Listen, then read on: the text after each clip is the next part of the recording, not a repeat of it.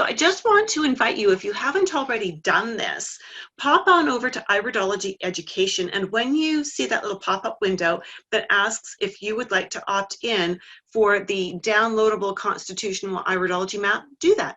Go ahead and opt in for that. That will add you to my database, which will mean you will get about 2 emails a week from me as a general rule, letting you know when these free webinar trainings are coming up. I would absolutely love to have you not miss a single one of them.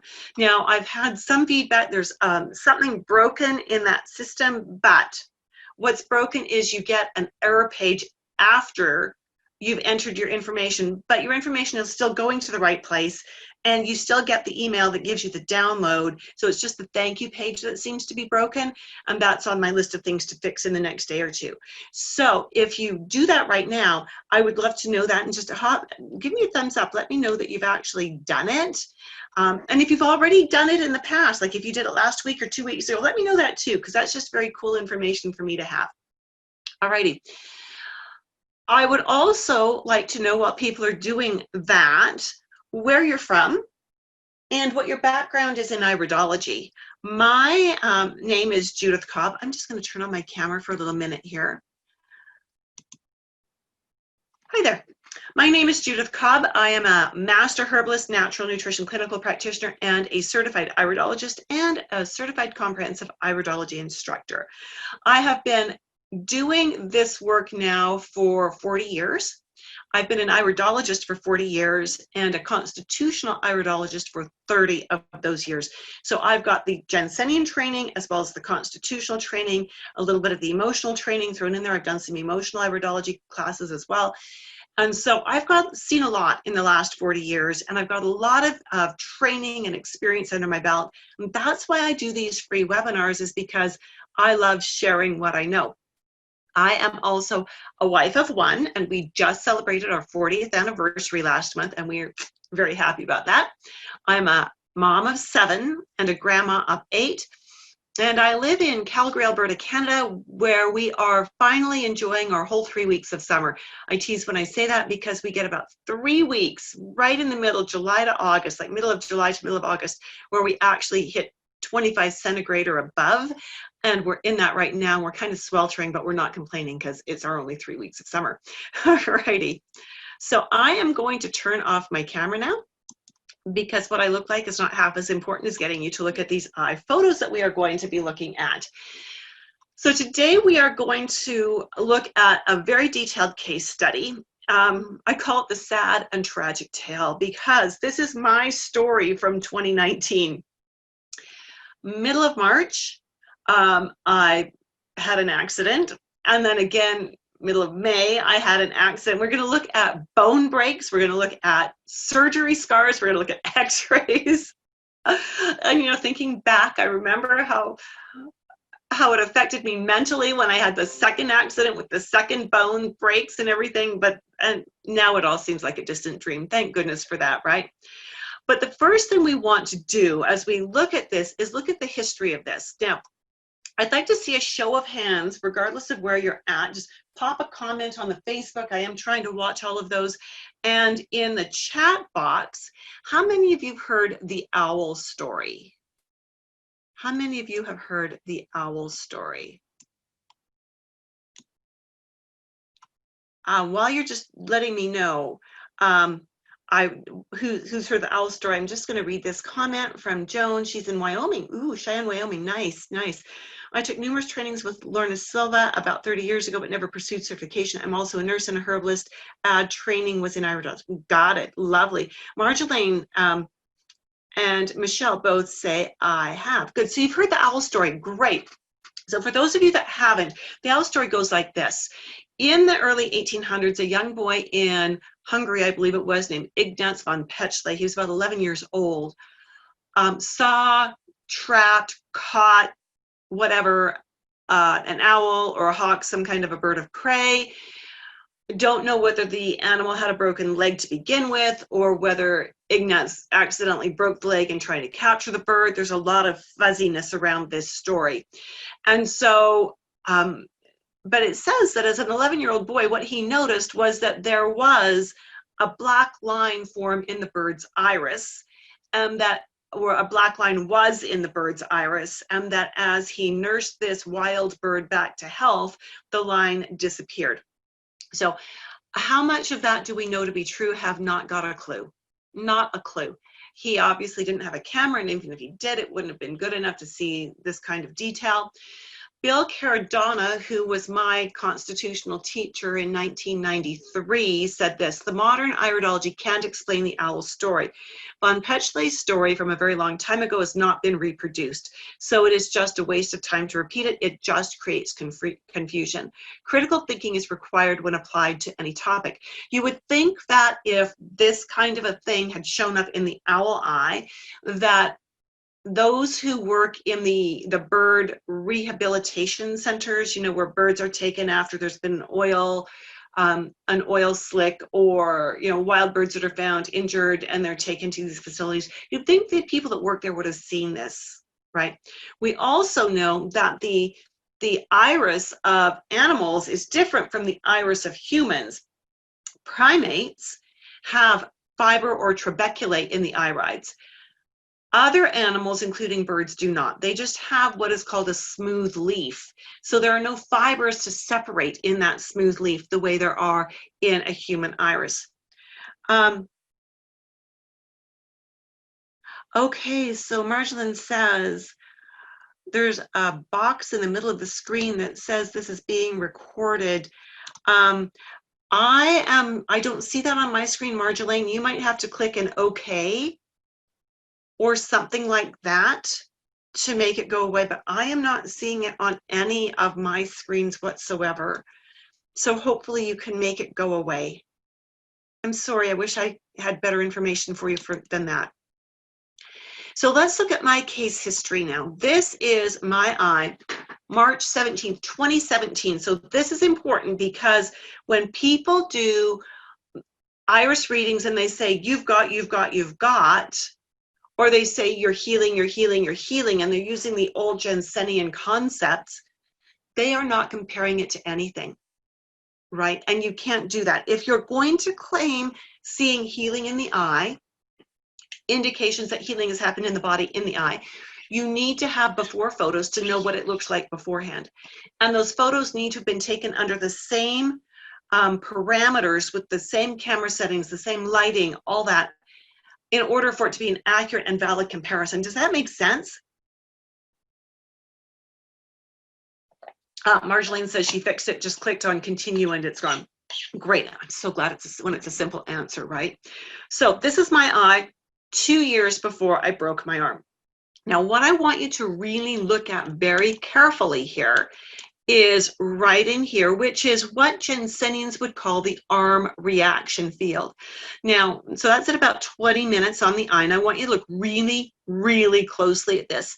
What you see is some reflexives, a tiny bit of rarefaction between them, but this is that arm reaction field. We have one very heavy pigment spot, right? And that's what we see. This is 2 years before I broke my arm. All right. And then on March 17th, as I was on my way to a conference, March is dicey here in Calgary. It can get really warm and then really cold. So the snow melts during the daytime, then overnight it freezes on the sidewalks to be the most deadly skating rink you've ever experienced in your life. Deadly because you can't see it if it's dark out, which it was. This was early in the morning. This was like 7 o'clock in the morning. And deadly because not only is it slick, but of course sidewalks have that tiny bit of slope to let the water drain off them. So here I was, 7 o'clock in the morning, 2 blocks from home, whoosh, bang, went down on the ice, landed on my wrist. My wrist really doesn't usually look like this. This was in the hospital waiting for x-rays. And I knew instantly when I'd fallen from the twangs in my hand, those nerve twangs in several different places, that I'd broken something. And as I started to kind of go shocky and nauseous and, oh my goodness, I had the presence of mind to phone my daughter, who was with my husband. They'd already left for the day and there was no way they could get home in less than an hour because of the commitment they were involved in. So I literally staggered my way home. I'm sure anyone leaving for work that morning thought I was drunk. but I staggered and I'd walk a few steps and then I'd squat down so I wouldn't throw up everything I'd eaten, and just, it was awful. But I got the 2 blocks home, got myself inside the house, and just sat and waited. This is what the x-ray looks like. There were actually 2 breaks. This is one of them. Your bones don't usually have pointy, sharp ends like this. And there was another break in there, and we'll see that in a moment. So in the hospital, they tried to do a closed reduction. I'm so grateful for the drugs they used for that. I was knocked out cold, no recollection. My husband watched all the nurses and doctors pulling and tugging and massaging and trying to make these bones go into place, and they wouldn't. And so they put me in a splint cast and said, "You're in line for surgery." Great. So we went into surgery. Now here's the other, where's the other break? It's in here somewhere. It might be this right here or up here. I don't even know, but it's in here somewhere, because there were 2 distinct breaks. One on this side, so it had to be maybe this bone here, or maybe it's this right here. I don't know, but there are 2 distinct breaks in here, and you'll see what that looks like in just a moment. Well, this is what my arm looks like after surgery. My fingers were swollen fat like sausages. I could barely move them, and the exercise for my day was literally getting those fingers to move. And because there were 2 breaks of different bones that they could not do an internal closed reduction on, I had a double surgery. Okay, so 2 breaks, 2 surgeries. We ought to be able to see something, right? So here we are looking at my eye 2 days after the break in the surgery, because I broke the bone in the morning. I was in surgery by about 7 o'clock that evening. And so this is 2 days after that. I had presence of mind, because I have no life, to take photos of my eyes, to set up my camera on a tripod so I could do my own photos.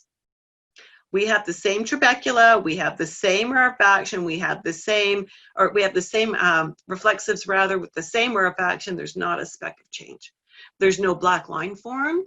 There is nothing different. Now you will notice that the first image that we have way back here is illuminated a little differently. This isn't quite as big, as bright rather. An f-stop of 6.3 and a shutter speed of 1/60. And here we've got an f-stop 5 and a shutter, I need that to go, of 1/60.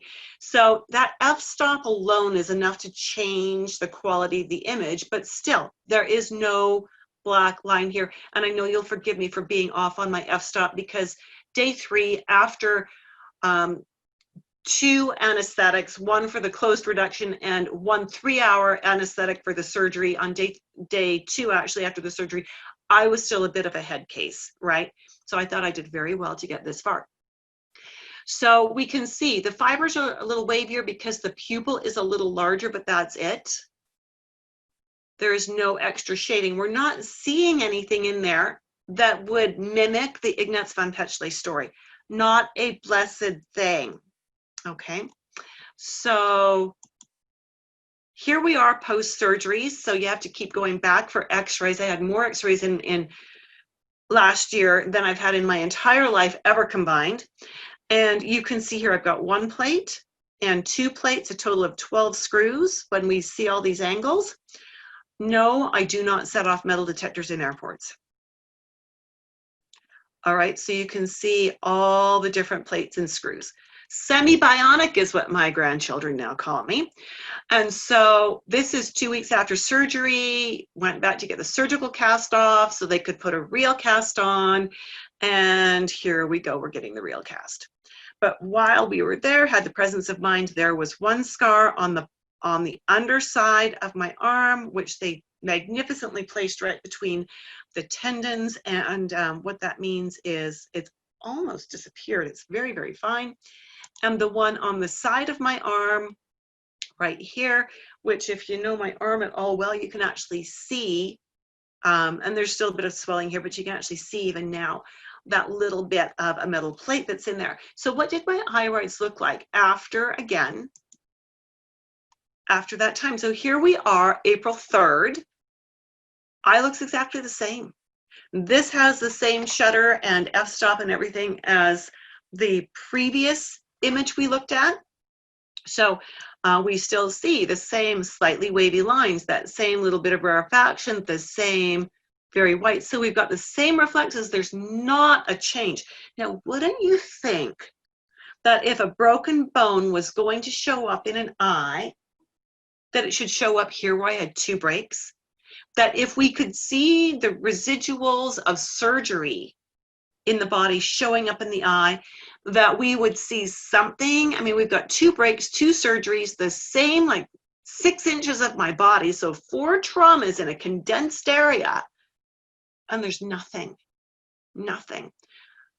Okay, we're going to talk about why this is in just a minute. So here we go, left to right, oldest to newest. So before the accident, after, and after. Again, the lighting is slightly different, but what we don't see is any definite black line or any of what the what Jensenians would call healing lines. Nothing like that in here at all. No change, none, nada, rien, didn't happen, no changes.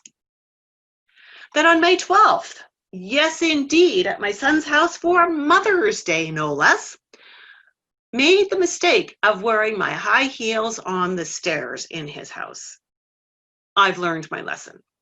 And so as I was going down those stairs, I was about 3 stairs from the bottom. I caught a heel on the stair, went down, landed elbow first on a ceramic tile floor, and laid there and just moaned.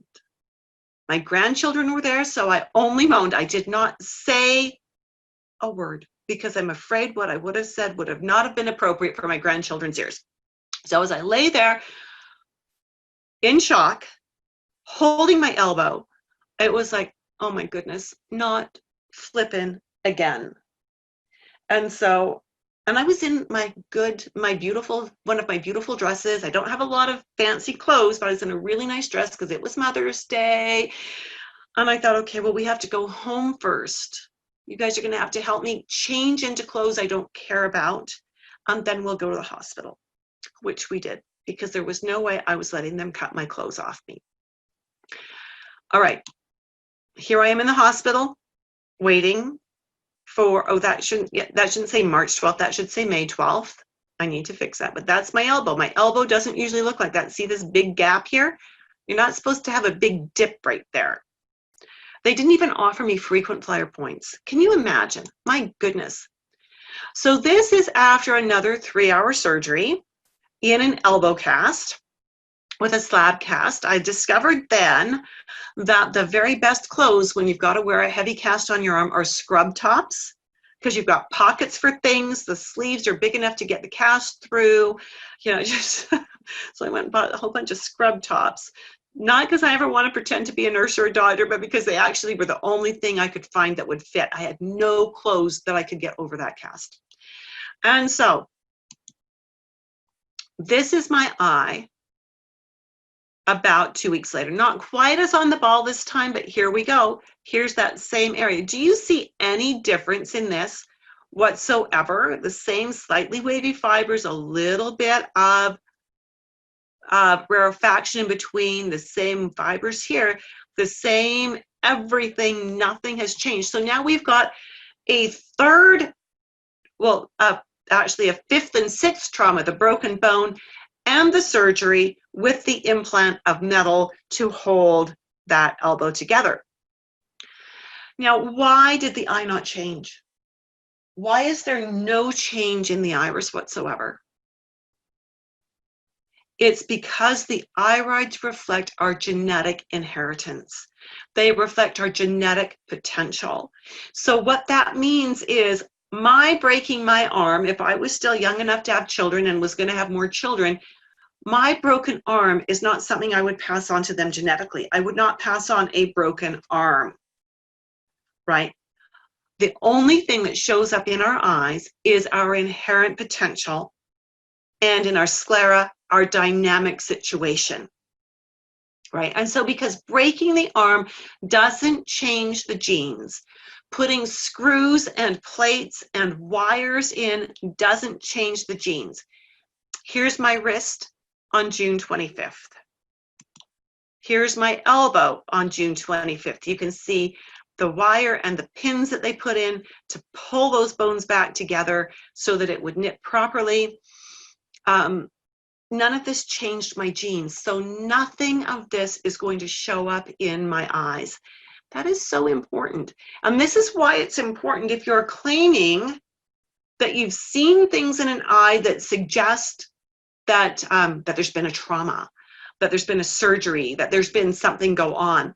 You've got to have the before pictures, right? Because I had not hurt my arm before this. These things, as you could see, have always been there.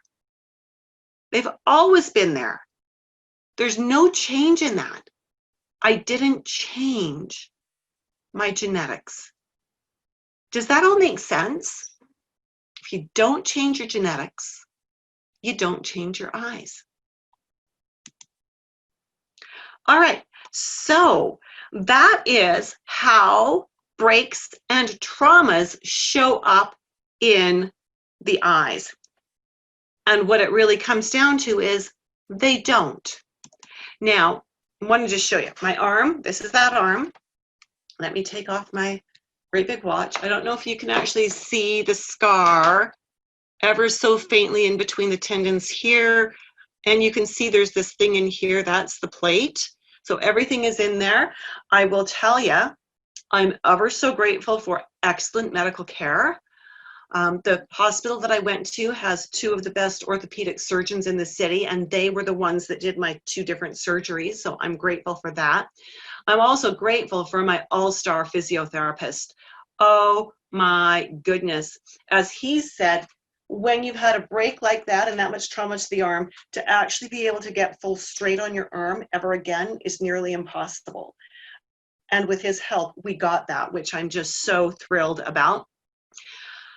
All right, and so, you know, and I'm also grateful for my knowledge in natural healing with the herbs and the diet work. And once the cast came off, all the essential oils. Actually, when I went in, as I was going in for surgery for the elbow, I asked the surgeon, I said, now I just broke my wrist like 9 weeks ago, and the physio was going really well. Is there any way when you cast my elbow that you can leave my wrist free so I can keep doing physio? He said, yeah, we can do that. So I continued wrist physio while my elbow was in a cast, which was pretty incredible. I think that's why part of why my arm healed so well. And so I'm grateful for all of the pieces of this. There's a time and a place for medical science. There's a time and a place for holistic stuff as well. And so it's really important that we know how to mesh these different sciences together to get the best of everything. So important. All right, so just looking to see if there's any comments or questions. I'm not seeing anything. Just wanted to again invite you to hop on over to iridology.education if you have not already downloaded that iris map. You're going to notice some significant differences between a constitutional map and a Jensenian map. And the other thing, again, that this will do is when you opt in for that, it will add you to my database, which will mean that you will be alerted to when we are doing these free trainings. And typically we do them about twice a week. And so, you know, that's great. And if you don't want those emails, you can also opt out of them once they start coming. So I just want to thank you so much for being with me today. I'm not seeing any questions come in. And for some of you that might have had some background in maybe Jensenian iridology, this might have been a different take for you. And I know how hard that can be to switch directions occasionally, but I just want you to understand that we've come a long way since the Jensen years. And we have done so much more research, and there's so much more great information that we need to be accessing and understanding and applying in our practices to keep current with everything that we know now. So with that, my friends, thank you so much for being with me today. I truly appreciate it. And Marjolaine says, thank you for another such interesting class and for your passion in sharing it with us. My pleasure, Marjolaine. I look so forward to having all of you in the actual Iridology course when it comes around again, hopefully. And just so you know, that will be the beginning of October. We'll be starting another Confident Nutritionist Dynamic Iridology. There will be lots more details coming out over the next few months. And so I look forward to talking to you again Friday, 12 noon, for another free webinar workshop like this. Look forward to seeing you then. Take good care, and bye for now.